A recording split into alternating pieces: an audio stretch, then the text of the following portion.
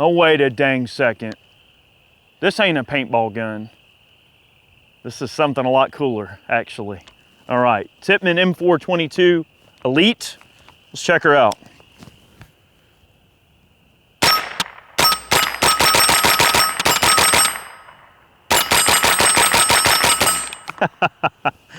Heck yeah.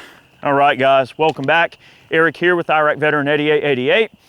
All right, we're gonna be diving into this setup here, and I'll be honest, I was not really aware of these particular guns until recently. Our friends at Gun Zone Deals reached out to me and they're like, hey, you gotta check these Tippmanns out. And I'm like, okay.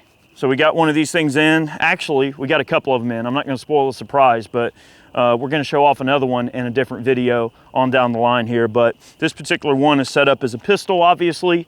It is semi-auto. The next one might be a little faster, if you catch my drift. We'll show that one off in a future video. But this is their M4-22, and where this sort of departs from a lot of the other stuff that's on the market out there is this particular gun is all aluminum construction. So it's the closest thing to like a mil-spec or duty type of training rifle for an AR platform that you can possibly get. So good quality components, not a lot of polymer like you would see on some of the cheaper options. And look, I'm gonna give credit where it's due. I don't wanna, sound like I'm trying to say that the other options that are made out of polymer aren't good, because they are. This is just more of a robust option. Say that you're wanting to use a 22 for actual training purposes, where you're going out, throwing mags on the ground, doing reloading drills and things, and you need the ergonomics and the manual of arms of the gun to be exactly like your duty weapon. This would be a great option for that, because everything is precisely what you come to expect out of an AR style platform. This gun has a 7-inch barrel. They are available in some different configurations, rifle, pistol form, etc. But this one's set up as a pistol with a 7-inch barrel. 1/2x28 threading. This is a dead air mask HD that is on this particular gun. And one interesting thing too is they actually put the correct thread pitch distance on the barrel for dropping a standard 22 can on there. So they did their homework. It doesn't have those freakishly long threads on there like you've seen on some of the other guns that requires like a spacer or something like that. So they did a good job in actually setting this thing up to be ready to be suppressed right out of the box. We got a very effective M-lock rail right up here. Pick rail up on top of the gun, obviously. That's pretty standard fare for just about any type of AR you're gonna see. It does have a dust cover just like an AR you would come to expect, okay? This is a proprietary system, so it's not a retrofit type of thing. It's not, you're not gonna drop this in an existing AR. This is a proprietary gun out the gate. So it has a proprietary bolt mechanism that's very, very functional and reliable, easy to service, easy to clean. This particular gun is pretty unique too, in that it actually uses a real deal buffer and spring. So like, you probably can't hear on the camera here, but you can hear that spring wobbling around just like you do on a regular AR, especially A2. I know a lot of you guys know what I'm talking about. You're shooting A2 and you hear that spring rattling. So it actually does use a real deal buffer assembly. The bolt catch is a proprietary type of bolt catch that's designed for this system. All right. One of the other factors too on this is the magazines. It uses a special proprietary magazine, very robust magazine design. And check this out. To load the mag, you've got this button over here. You push it down, okay? Push this button, and it kind of pops out like that and locks right there against the bottom of the magazine body.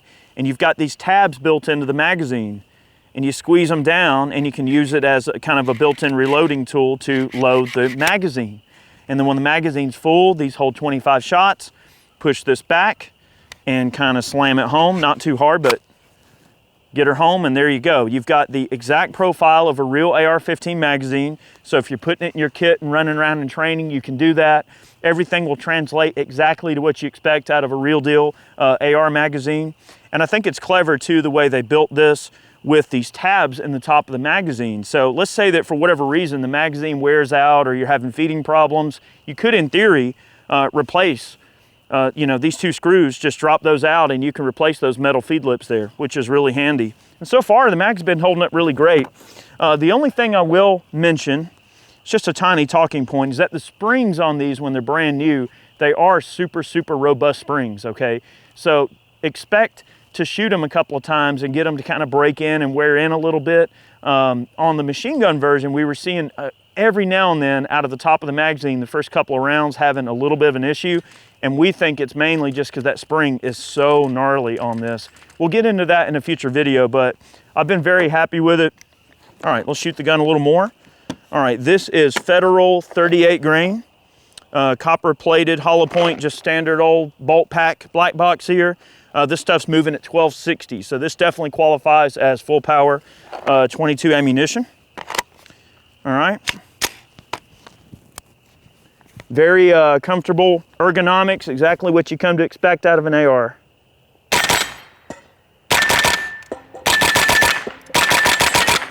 See how many rounds I could get in it before it fell over.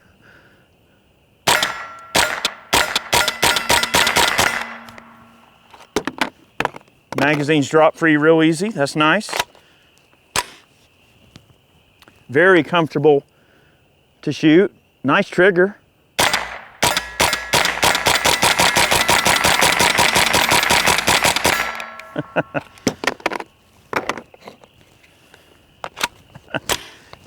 All right, got some soda cans over there on the stop there. They tried to sneak some little tiny ones in there on me. Let's see if we can take them out.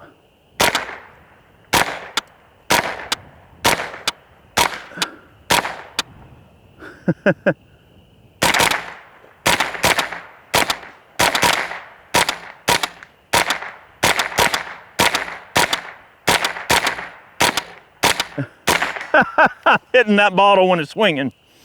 Got to pull a page out of 22 Plinkster's book there. I will say this, man. Those 38 grain, you know, running at that full velocity like that, they really do put the slap down on those soda bottles. So I would imagine as like a, you know, little hunting setup, you know, for small game, this would definitely be a good bullet for that. Definitely effective in that regard. Okay. I wasn't sure how I was going to feel about the proprietary mags at first. One thing about the Black Dog mags for the 22 conversion kits and the AR-22 type of setup like the CMMGs that I do like is that with the McFadden machine mag loader, you can absolutely top your mags off super quick. As far as I know, there's no speed loader or you know, loading device for these magazines yet. Maybe there will be. I do like how robust these mags are, however. So if it was one of those things where I was out doing some serious training, or I just wanted like the most robust type of system that you could probably come up with, I don't really think it can get much better than this in terms of a 22 mag for an AR type of platform. So it does have that going for it. It is very robust and very functional, okay? Get down, to shoot it several times.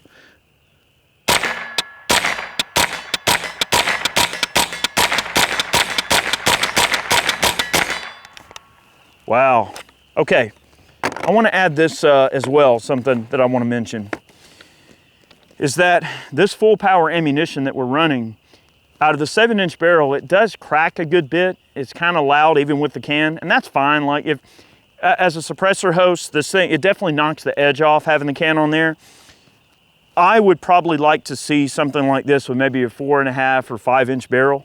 And that way that suppressor can kind of not only get up under the fore end and make this thing a little bit more compact, but I bet having that slightly shorter barrel will make those rounds not crack near as much. And if they do, it'll barely be on the cuff. And I'd be real curious to see how this gun as it sits with the, you know, hammer spring set up the way it is, the buffer, you know, the way it's tuned to work with full power ammunition. I'd be real curious to see how this would run with a slightly shorter barrel, see if we could get that crack down just a little bit.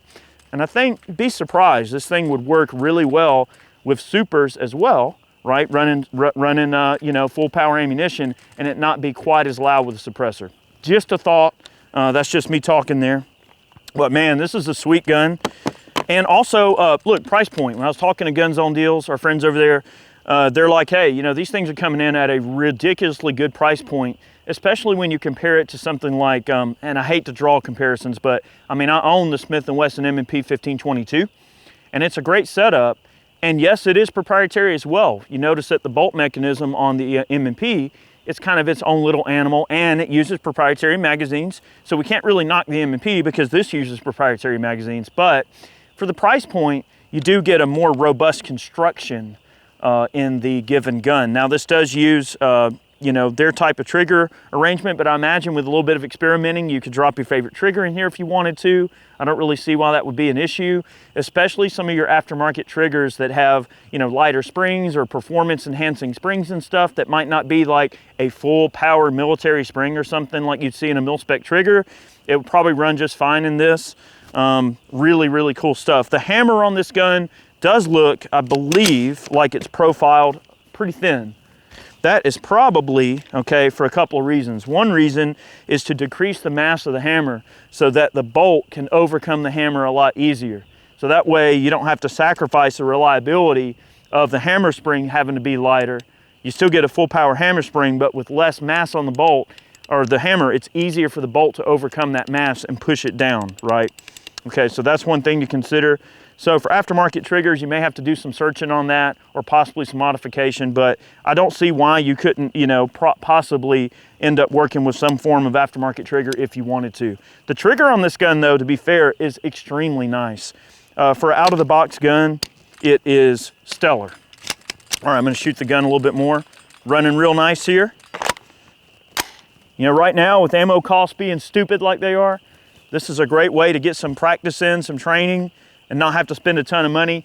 And if you've done what I've told you to do over the last couple of years, all right, boys and girls, I've told you to stock up on 22 ammo. If you did what I told you to and you stocked up on 22, that shouldn't be a problem. You're sitting on 20,000 rounds of 22, right? Right? You know, there's probably people going, no, I'm not. All right, have some fun here.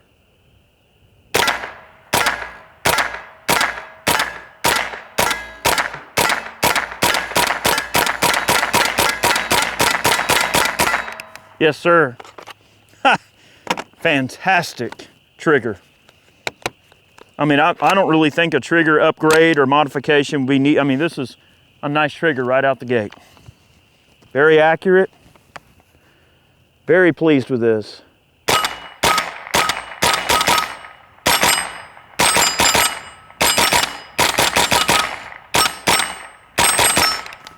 You can really feel that bolt lock to the rear.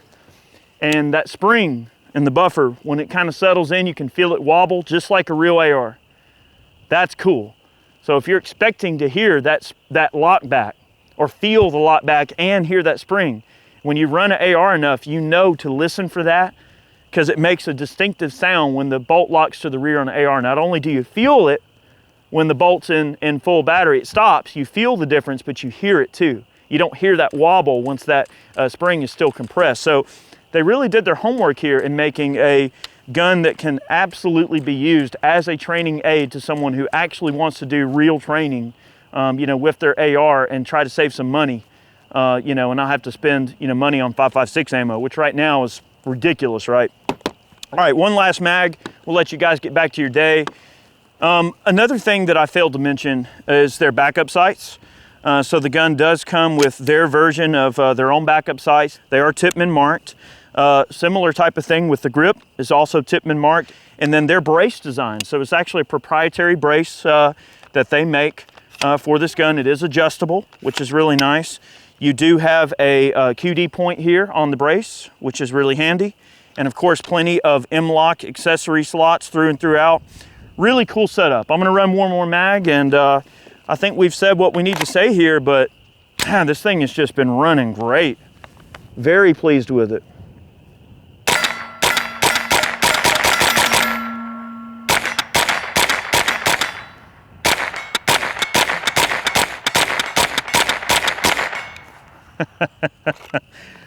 Good stuff, good stuff.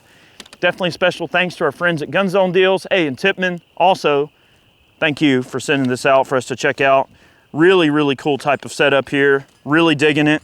We're gonna do more work with the machine gun in a future video. So we do have a full auto version of one of these we're gonna be playing with. So that should be more fun than we're allowed to have, but we will definitely get into that. Definitely wanna take a quick moment to thank all of our Patreon supporters. Those of you who purchase man cans, t-shirts over on Ballistic Ink, thank you so much for supporting what we do. These videos are a lot of time and effort to put together, and we hope you enjoy them. And it is always a great day to get out and sling some 22, get some practice in, get some good trigger time in, and not have to go broke in the process. I mean, all this ammo we shot today, this little brick of ammo was like 14 bucks or whatever. It wasn't too bad. So, oh, I don't know about now, but when I bought it, it was like 14 bucks a box. So that's a lot of trigger time there for not a lot of money. Have a good day, guys. Many more videos on the way. See you next time.